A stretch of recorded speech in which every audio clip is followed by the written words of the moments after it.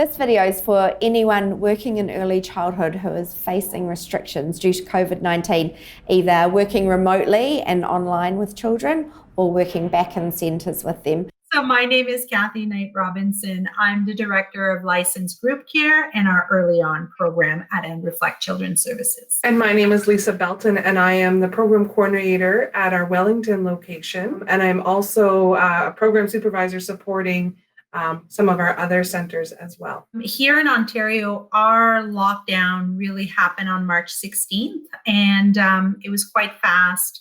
All of our programs were closed, and so for us, that meant that we had to shift really, really fast. From the beginning, I think we knew that we wanted to stay connected and engage with all our families, not even, dreaming of how long the lockdown would be. We thought it might be 3 weeks, maybe. For us, from the beginning, continuing to stay engaged with our families, we needed to find a way to do that.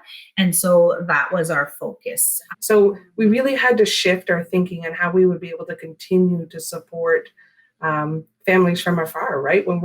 And this is all new experiences for families, for children, right? Missing their friends, their daily routines. It was a big change. And did you find your educators quickly adapted to this new way of working with children and families? Because we were already using Storypark, that really enabled us to shift in a seamless way, if you will. Parents already knew the tool. They already knew how to use it. Educators knew how to use it.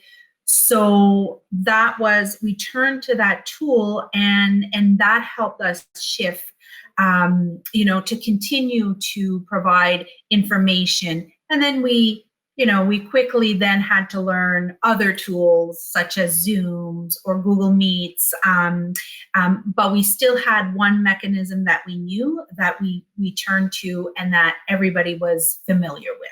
As COVID happened, as Kathy said, we were so fortunate to have that tool because it was so easy to switch. And now I would say, as we've resumed care, you see the educators on Storypark all the time. It's a lifeline for us now communicating with families because they aren't, as Kathy shared, they're not coming into our center. We saw a lot of educators share their household pets and children were really intrigued by the household pets, or even pictures on the wall that educators had, or we had even some family members join in to other, the educators' circle time.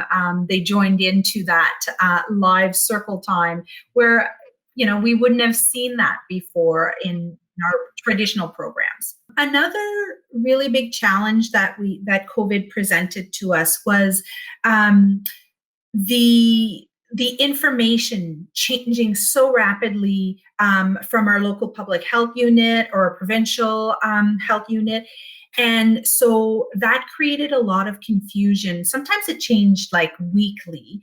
And so having a place to be able to share that information with families was really, really helpful. And so one of the features that we used to share that information was our community posts.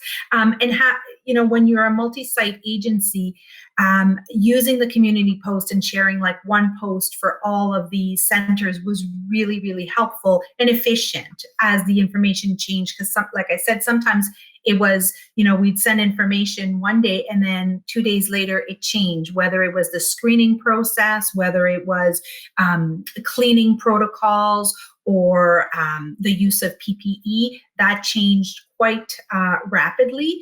So that was a challenge to keep educators and families informed on the newest direction, and using Community Post was really supportive to be able to share that information. You wouldn't believe how fast Kathy can post 12 sites their community post. She's got it down to a science. We're using Storypark as a tool to continue to share all that parents want to know.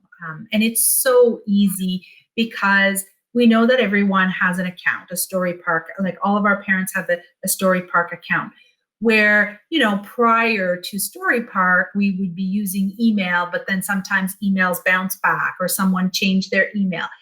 This is easy. We know that families are getting the message all at the same time, right? So we post a message, we know that they are all getting it. So it's made it really efficient for